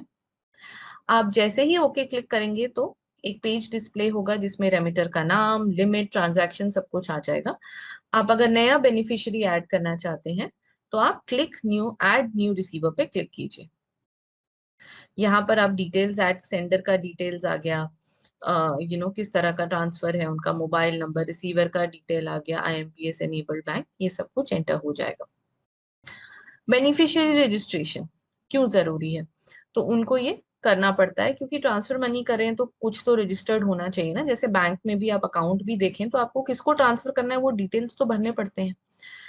तो जितने भी डिटेल्स हैं वो CSP कैप्चर करता है, name, bank name, accounts and all. Customer के पास एक OTP आता है जिसके थ्रू एडिशन बेनिफिशियरी को ऐड कर सकता है। ये जो OTP है ये रेमिटर को प्रोवाइड किया जाता है। जब OTP वैलिडेट हो जाता है तो बेनिफिशियरी ऐड हो जाता है, नहीं तो एरर आ जाएगा अगर कुछ भी इशू है उनके डिटेल्स के साथ। Also there is an option कि बेनिफिशियरी अकाउंट को वैलिडेट किया जाए जहाँ पे उनके अकाउंट डिटेल्स वेरीफाई होते हैं, ताकि ये पता चल जाए कि जो भी डिटेल्स आप एंटर कर रहे हैं वो करेक्ट है या नहीं है, बाद में ऐसा नहीं हो कि एरर आ जाए। जो भी डिटेल्स आते हैं उसके हिसाब से अगर वो इनकरेक्ट है तो वो बेनिफिशियरी को डिलीट कर सकते हैं, और ओटीपी फिर रिक्वायर्ड होता है to delete the beneficiary. Screenshot of the beneficiary registration, ये जो है ये स्क्रीनशॉट है बेनिफिशियरी रजिस्ट्रेशन का। किस टाइप का रेमिटेंस आपको करना है, कौन है जिसको रिसीवर नेम, उनका email ID, mobile number, bank account, ये जस्ट एक सैंपल है। हाँ, ये कोई भी इंफॉर्मेशन या कुछ भी आपके यूज करने के लिए नहीं, ये जस्ट हम आपको एज अ सैंपल दिखा रहे हैं कि किस तरह से ये सिस्टम दिखाई देता है या वर्क करता है। जब आप बेनिफिशियरी को वैलिडेट करते हैं तो 4 रुपीज होते हैं जो कि सीएसपी के वॉलेट से कम होते हैं, जो कि जो कस्टमर है उसको पे करने पड़ते हैं, क्योंकि ये आपका चॉइस है आपको वैलिडेट करना है। 1 रुपी जो है वो बेनिफिशियरी अकाउंट में क्रेडिट हो जाएगा, 3 रुपए जो है वो बैंक चार्ज को चला जाएगा। तो अगर ये पूछा जाए कि आप बेनिफिशियरी को वैलिडेट करना चाहते हैं, अगर यहाँ यस क्लिक कर रहे हैं तो जो भी सेंडर है उससे आप जो भी बीसीबीएफ सीएसपीज हैं वो 4 रुपए कलेक्ट करेंगे, क्योंकि आपका वॉलेट 4 रुपए से डेबिट हो जाएगा। ओके, और अगर नहीं डेबिट हुआ तो ये रिक्वेस्ट रिजेक्ट हो जाएगी। फिर ओटीपी मांगा जाता है ऐड करने के लिए बेनिफिशियरी को, तो वो आपको देना पड़ता है। ये वाली जगह है नीचे, आप देखिए लेफ्ट हैंड साइड में नीचे वो ओटीपी आप डालेंगे तो उसके बाद वो रजिस्टर हो जाता है। फिर आप किसको कितना क्या अमाउंट ट्रांसफर करना चाहते हैं, आप पे आईएमपीएस पे पे करना है, एनईएफटी पे पे करना है, आप क्लिक करके पैसे ट्रांसफर कर सकते हैं। सीएसपी एक छोटा सा ट्रांजैक्शन फ्लो में आपको बता देती हूँ कि वो मनी कलेक्ट करते हैं, ऑप्शन रेमिटेंस का कि उन्हें कैसे पैसे भेजने हैं। उनका रेमिटर का मोबाइल नंबर डालते हैं पोर्टल पे। रजिस्टर्ड रेमिटर के लिए सीएसपी फटाफट प्रोसीड कर सकता है। अगर रेमिटर नया है तो पूरा रजिस्ट्रेशन प्रोसेस करना पड़ता है। Once the CSP selects the beneficiary from beneficiary list, उसके बाद पूरा जो भी ट्रांजैक्शन वैल्यू है 2000, 3000, 5000 वो डालना पड़ता है। फिर ट्रांसफर मोड सेलेक्ट करना है, आईएमपीएस है या एनईएफटी है। अगर कोई ट्रांजैक्शन चार्जेस हैं तो वो उस मोड को सिलेक्ट करके आपको देने पड़ते हैं। This is like the transaction flow, किसको भेज रहे हैं, कितना, क्या रिमार्क आपके ऊपर है, आप क्या डालना चाहते हैं। And once it is done तो चार्जेस डिस्प्ले हो जाते हैं और सीएसपी को इसे क्लिक करके और आगे पे करना होता है। एंड फाइनली अगर transaction it's once it's completed तो वो आ जाता है। अगर कुछ इशू हुआ है तो वो भी आपके सामने डिस्प्ले हो जाता है।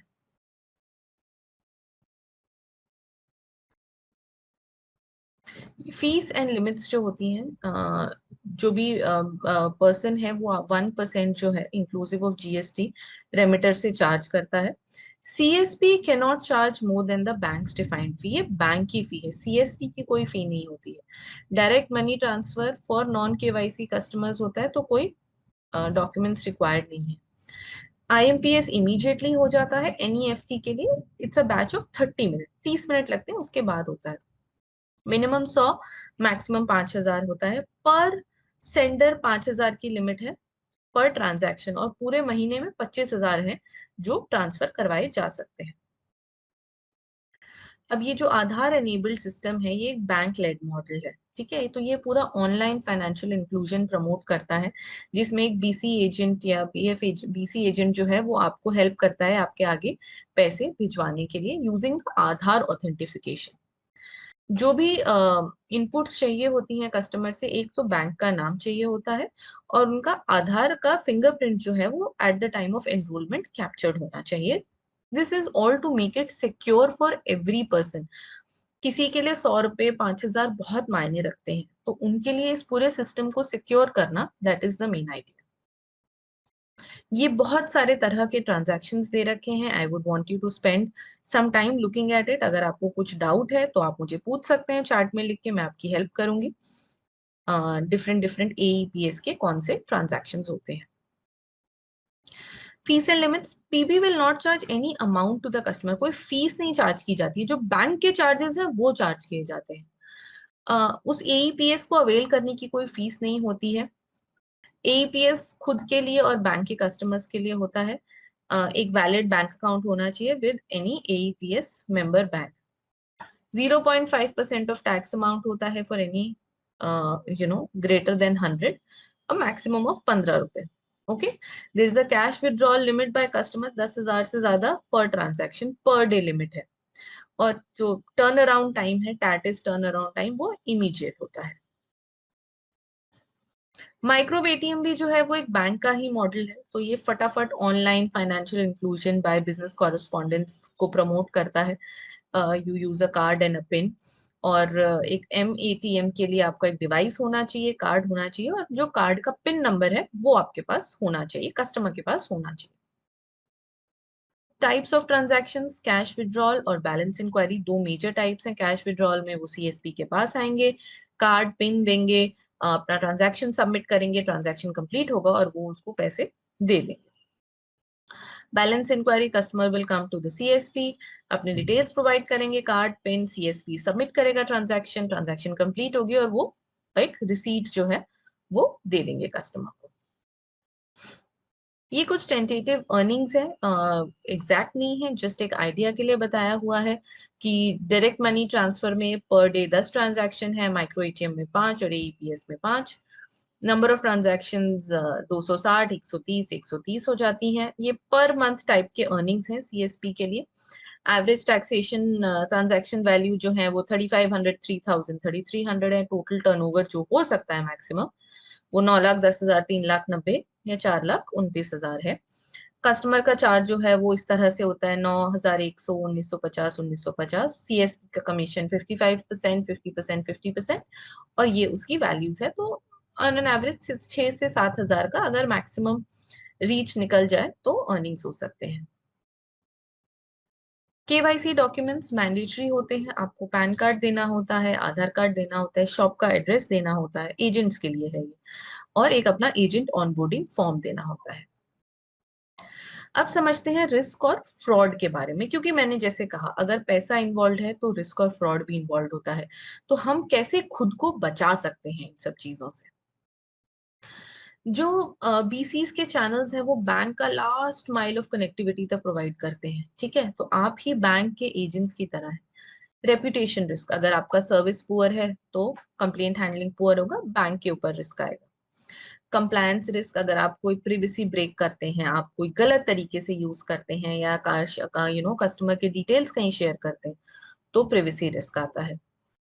स्ट्रेटेजिक रिस्क, आप उन ट्रांजैक्शंस को अपने बिहाफ पे अगर कर रहे हैं तो वो रिस्क भी बैंक्स को हो जाता है.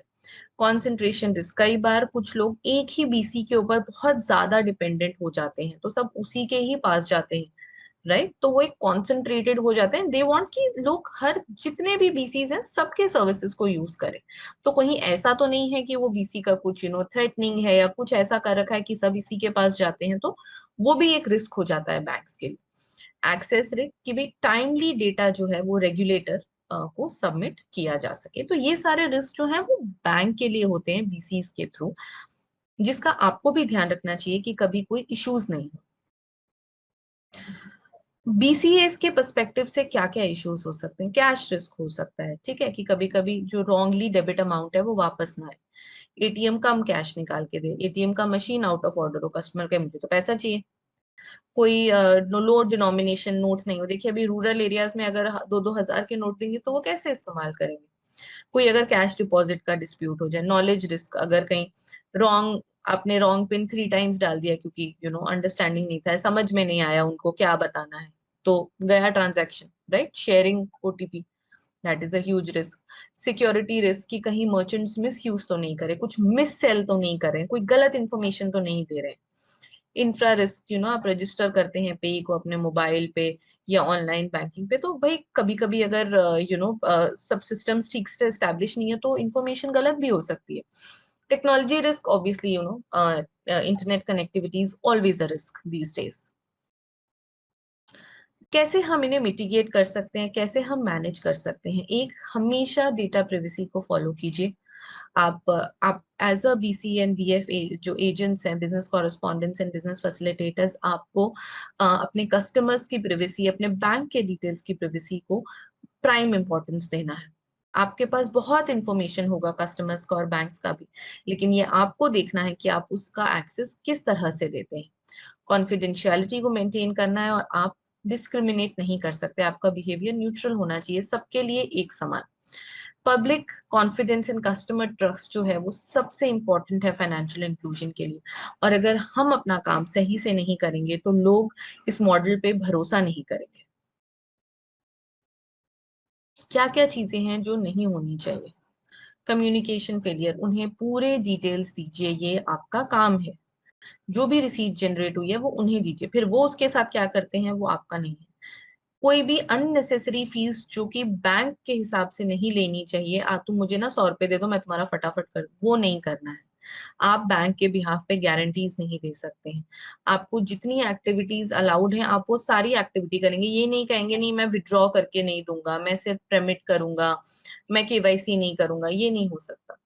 आपको कैश एडवांस प्रोवाइड किया जाना चाहिए और आप किसी को भी कैश नहीं देंगे एडवांस में। और आप अपने सर्विसेज को सब कॉन्ट्रैक्ट बेसिस पे भी नहीं दे सकते हैं। आप बीसीए हैं तो आपको ही वो करना है। आप किसी और को नहीं कह सकते अच्छा देख मैं हूं, तू ना मेरा ये सिस्टम लेके और जरा ये सारे ट्रांजैक्शंस कर दे, मैं तुझे ना हर एक उसका 5-5 रुपए देते रहूंगा, वो भी हम नहीं कर सकते। अब आता है कि भाई अगर इतने सब सर्विसेज हैं तो कभी कंप्लेन्ट्स भी आएंगी। So what happens in that case?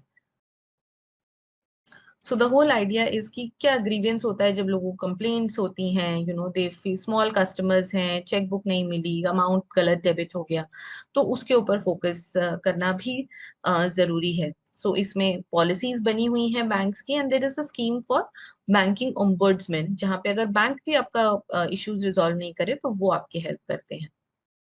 कैसे कॉमन ग्रीवेंस हो सकते हैं? जैसे मैंने आपको कहा कि पासबुक अपडेट नहीं हुई, स्टेटमेंट नहीं आई, बैंक चार्जेस में कुछ इशू हुआ, इंटरेस्ट का कुछ डॉक्यूमेंटेशन गलत हो गया, प्रोसेसिंग फीस ज्यादा, कुछ देयर इज एन इशू। तो ये सारे तरह के इश्यूज हो सकते हैं एक डिपॉजिटर के लिए और एक बोरोवर के लिए। I would want you to spend a minute to check कि क्या क्या दिया हुआ है, and you can ask me अगर कुछ चीज क्लियर नहीं है तो।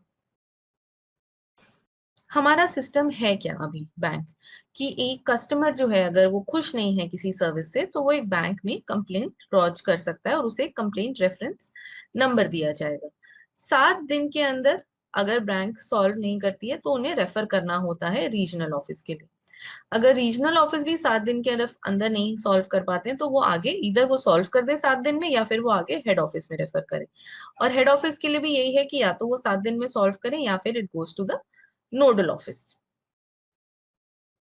अभी रिड्रेसल ऑफ ग्रीवियंस ये जो है ये है ओम्बुड्समैन के बाद। एक ओम्बुड्समैन करके बॉडी है बैंकिंग की, कि अगर हेड ऑफिस नोडल ऑफिसर कुछ भी सॉल्व नहीं कर पाता है तो फिर उनसे अगर रेजोल्यूशन नहीं आया है तो 30 दिन के अंदर अंदर आपको ओम्बुड्समैन में वो कंप्लेंट डालनी है। रिटन, ईमेल, ऑनलाइन, आप कोई भी मोड फॉलो कर सकते हैं विद द फुल डिटेल्स कि क्या इश्यूज हुए थे और कैसे वो रिजॉल्व नहीं हुआ है। फिर बैंकिंग ओम्बुड्समैन जो है वो पूरा उसमें इन्वेस्टिगेशन करेंगे और जो भी उसमें अवार्ड्स निकलेंगे वो आपके मिलेंगे। फाइनली जो भी अपील आएगी कि वेदर आपको मिलना चाहिए अवार्ड, रिवॉर्ड मिलना चाहिए या फिर बैंक इज एट फॉल्ट, जो भी है वो आएगा, वो फिर आपको कंक्लूजन होता है, आपको एक्सेप्ट करना होता है या फिर आगे अगर आपको कुछ इश्यूज है तो उसमें बात कर सकते हैं। Now finally let's discuss about how to deal with different types of customers. किस किस तरह के कस्टमर्स होते हैं आप तो मुझसे बेहतर जानते होंगे। कुछ चिड़चिड़े मिलते हैं, अनॉयड होते हैं, किसी को बहुत ही जल्दी होती है, कुछ शक करते हैं हर बात पे, कुछ को डिसीजन ही समझ में नहीं आता, 1,000 ट्रांसफर करूं, 2,000 करूं, 2,100 करूं। किस तरह से आप इनसे डील कर सकते हैं, आप उनको कैसे सिंपल तरीके से सब कुछ समझा सकते हैं? There are hard skills and there are soft skills. Hard skills क्या होते हैं? आपके नॉलेज रिलेटेड चीजें होते हैं। सॉफ्ट स्किल्स होते हैं आप किस तरह से बिहेव करते हैं। तो जो बीसीएस है वो बैंक्स का फेस है बेसिकली। अगर आप एक अच्छी कस्टमर सर्विस प्रोवाइड करेंगे जो कि आपके टारगेट बेस के लिए इंपॉर्टेंट है, तो आप उन्हें नए बैंकिंग वेज की तरफ एक्सपोज कर रहे हैं और आप बैंक्स के लिए रेवेन्यू मोड्स जो है वो बढ़ा रहे हैं। आपका मेन काम है कि कस्टमर्स आपको ट्रस्ट करें। आपको आपके प्रोडक्ट्स की नॉलेज भी होनी चाहिए और आपको उनसे बात करने का तरीका भी आना चाहिए। तो प्रोडक्ट्स प्रोसेसेस की नॉलेज जो होती है वो हार्ड स्किल्स होते हैं, और सॉफ्ट स्किल्स होते हैं जहाँ पे आप किस तरह से बात कर रहे हैं, आप में कितना पेशेंस है, क्या टीम वर्क है, उस पर डिपेंड करता है। आपका कम्युनिकेशन अच्छा होना चाहिए, आप ध्यान से बात सुनिए लोगों की, पेशेंस रखिए। देखिए उनका पैसा है, वो आपके पास आए हैं, थोड़े तो इम्पेशेंट आपको मिलेंगे, तो आप पेशेंस रखिए। स्टे पॉजिटिव, कॉन्फिडेंट रहिए। आपको आपका प्रोडक्ट पता है, आपको आपकी सर्विसेज पता है, उन्हें नहीं पता है, तो पेशेंस रखना जरूरी है। उनके प्रॉब्लम्स को सुनिए, सॉल्व कीजिए। ये समझिए कि उनके वो 1000 से 5000 रुपए उनके लिए बहुत इंपॉर्टेंट है, तो थोड़ा उनके साथ कोऑपरेट कीजिए।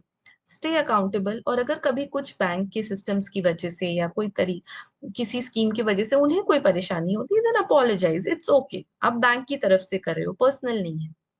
आपकी कम्युनिकेशन स्किल्स अच्छे होने चाहिए, ध्यान से सुनिए, be polite, be clear with them. उनके शूज में जाके सोचिए कि अगर मैं इनकी जगह होता तो मैं क्या करता, विच इज एम्पैथी। कोई अगर आपके आसपास बहुत डिस्टरबेंस है तो वो हटाकर फिर आप उनके सर्विसेज उन्हें प्रोवाइड कीजिए। Be patient, eye contact maintain करके बात कीजिए। जबरदस्ती आर्ग्यू मत कीजिए, क्योंकि शायद जो आप उन्हें समझाना चाह रहे हैं वो नहीं समझा पा रहे हैं, तो नए तरीके अपनाइए, रिस्पॉन्ड कीजिए। And try to build a rapport with your customers जो आपके पास आते हैं, क्योंकि वो आपके पास रिपीटेडली आएंगे, ऐसा नहीं है एक ही बार आएंगे। क्या है गुड कस्टमर सर्विस के स्किल्स? स्टे काम, कोई चीज को पर्सनली मत लीजिए, बी पोलाइट, बी कर्टियस, अच्छे से बात कीजिए, अपने बेस्ट लिसनिंग स्किल्स यूज कीजिए, have the patience, problem solving attitude सब कुछ अप्लाई कीजिए, क्योंकि आप ट्रेंड हैं, आपको सिखाया जा रहा है, आप बैंक को रिप्रेजेंट कर रहे हैं, तो आपकी तरफ से ये बनता है कि बैंक का एक अच्छा रेपुटेशन जाए।